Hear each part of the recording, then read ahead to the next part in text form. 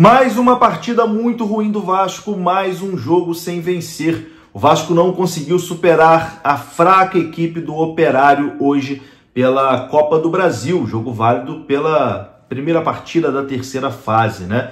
Uma partida muito decepcionante do Vasco, uma partida, vamos dizer assim, um pouquinho assustadora até, porque o Vasco não conseguiu nem competir direito contra uma equipe muito frágil, né, que é a equipe do Operário.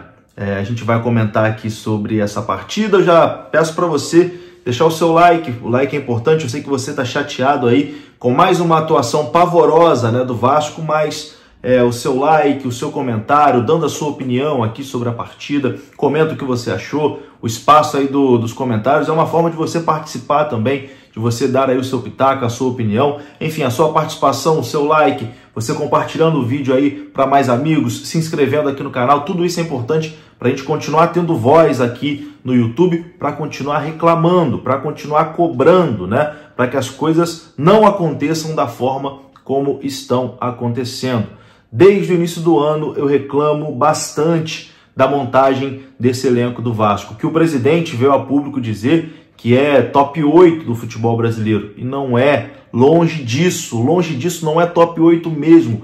O Vasco tem um time muito limitado e hoje mais uma vez provou, né, essa limitação. Contra uma equipe de Série B do Campeonato Brasileiro, o Vasco ainda sai na frente, faz 1-0 numa jogada muito bonita, né, do Nuno Moreira, um golaço, um chute de fora da área, talvez a única coisa positiva da janela de transferências do Vasco, né? O Nuno Moreira realmente é um jogador que chegou para evoluir o time e seus companheiros. Quem joga do lado do Nuno tem com quem participar. É um cara que realmente parece que está muito bem adaptado ao Vasco. Uma boa contratação. Merecia mesmo esse gol. Hoje marcou um golaço. E o Vasco até estava relativamente bem, né, nos primeiros minutos ali. Eu até, olhando, né, vendo o jogo, pensei, pô, acho que essa mudança de treinador, o estilo de jogo do Felipe, o Vasco mais com a bola, o Vasco dominando as ações, tudo bem, a equipe do outro lado é uma equipe frágil, mas a gente está tendo um domínio do jogo, da forma como o Pedrinho fala que gosta, né, de ver o Vasco jogando, dominando as ações, com muita posse de bola, etc e tal. Mas isso só durou até o gol. O Vasco fez o gol com o Nuno Moreira, ali com 20 e poucos do primeiro tempo.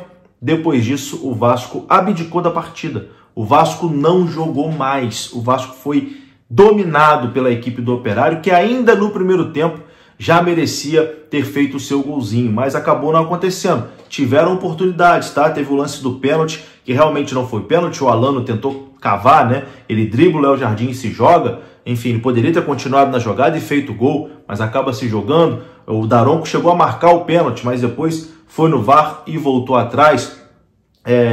O Operário teve outras chances ali ainda no primeiro tempo de empatar o jogo. O Vasco acabou resistindo. E aí eu até pensei, bom, talvez agora, acabando no primeiro tempo, no intervalo, o Felipe vai conversar ali com o time, vai mudar essa postura, porque estava fácil para o Vasco fazer o segundo gol. A limitação da equipe do Operário era evidente, assim, um pouquinho que o Vasco apertasse ali na saída de bola, e quando as poucas vezes que o Vasco fez isso, né, de apertar ali na saída de bola, o Operário se enrolava com a bola, perdia a bola, dava a posse de bola para o Vasco, e o Vasco até conseguiu, quando apertava ali, sufocar o Operário, mas o Vasco parecia que estava com preguiça hoje, e, enfim, deixou o Operário jogar, foi chamando o Operário para dentro, e o Operário gostou do jogo e conseguiu ali o gol de empate, numa jogada que começa numa falha de Felipe Coutinho, um passe bobo que o Felipe Coutinho erra no meio campo.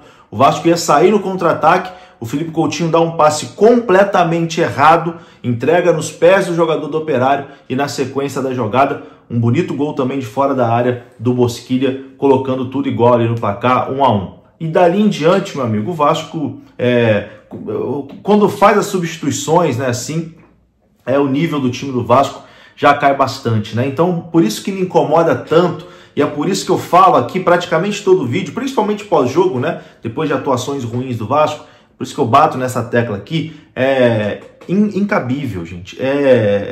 Tirar o torcedor de otário. O presidente do clube vir e falar que a gente tem um dos 8 melhores elencos do futebol brasileiro. Não tem mesmo. O elenco montado por Pedrinho e Felipe não é top 8 nem aqui, nem em Ponta Grossa, lá onde jogou contra o Operário, que é um time da Série B do Campeonato Brasileiro. Não é mesmo. Não entendem nada de futebol. Foram 2 grandes jogadores, mas não entendem nada de montagem de elenco de futebol. Nada. E hoje a gente viu o time do Vasco com o Felipe, que não apresentou também absolutamente nada. Mas pelo menos é bom. Pelo menos é bom ver o Felipe comandando esse time, já que ele avalizou as contratações que chegaram, né? Ele não ajuda o Pedrinho na montagem do elenco, nas contratações. Então beleza, teve que botar o Alex Teixeira para jogar. Hoje só fez M o Alex Teixeira. Entrou fazendo uma M atrás da outra. Uma M atrás da outra, entrou fazendo o Alex Teixeira. E assim, de lances constrangedores, cara.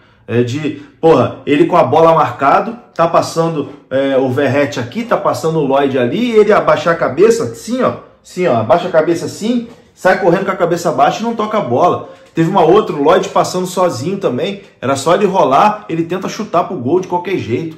Partida constrangedora também do Alex Teixeira. Uma passagem, infelizmente, constrangedora do Alex Teixeira, essa segunda passagem pelo Vasco da Gama, né? Já é a terceira, na verdade. Foi a segunda desde que ele voltou. Mas, enfim, é bom também, né? Já que não foi esse time aí que o Felipe ajudou a montar, para ele ver, para ele sentir na pele, ele treinando isso aí, para ver como que é constrangedor e como é chato ver o Vasco jogar. Porque, sinceramente, você, meu amigo vascaíno, que está aí nesse feriadão de Dia do Trabalhador, um dia de descanso, em algum momento você se animou? Você acordou hoje animado? Caraca, feriado, hoje tem jogo do Vasco, que alegria. Ninguém acordou assim, porque todo mundo já sabia que seria essa nhaca aí, ó. Essa nhaca. É uma nhaca ver o Vasco jogar, um time que não dá gosto de ver jogar. Pelo contrário, é um time que dá desgosto a gente ver jogar isso aí. Mais uma atuação de desgosto. E eu tô pegando leve aqui nas palavras, porque sinceramente eu sei que tem muita gente que me assiste, enfim, que vê o vídeo do lado do filho, com a esposa, com a família, na sala de casa. Então, assim, a partir do momento que eu estou entrando na casa das pessoas, né, que a pessoa me dá a liberdade de me colocar na TV da sala dele, no quarto, no celular, eu não posso sair aqui xingando, esbravejando, falando um monte de palavrão. Mas a vontade é essa, falar um monte de palavrão, falar um monte de coisa. Porque, sinceramente, gente, não é possível isso. Não é possível. E aí o presidente ainda tem coragem, porque se a entrevista fosse no início do ano, beleza, mas tem 2 semanas aí que ele vem e me fala que o elenco é top 8. Ah, pelo amor de Deus, gente. Que elenco é esse top 8? Um time que se muda 2 peças não consegue ganhar do Operário, pô. E hoje entrou com o time titular, hein? Entrou com o time titular hoje. Força máxima, não conseguiu ganhar do Operário. E aí no segundo tempo, quando vem as mudanças, aí a vaca deita mesmo, aí a vaca vai pro brejo. Porque, sinceramente, é um time fraco, e enfim, promete fortes emoções essa temporada aí pra gente, tá? Promete fortes emoções essa temporada aí de 2025. Tomara que eu esteja errado, mas infelizmente promete fortes emoções. Um abraço, tá? Deixa seu comentário, até a próxima, valeu!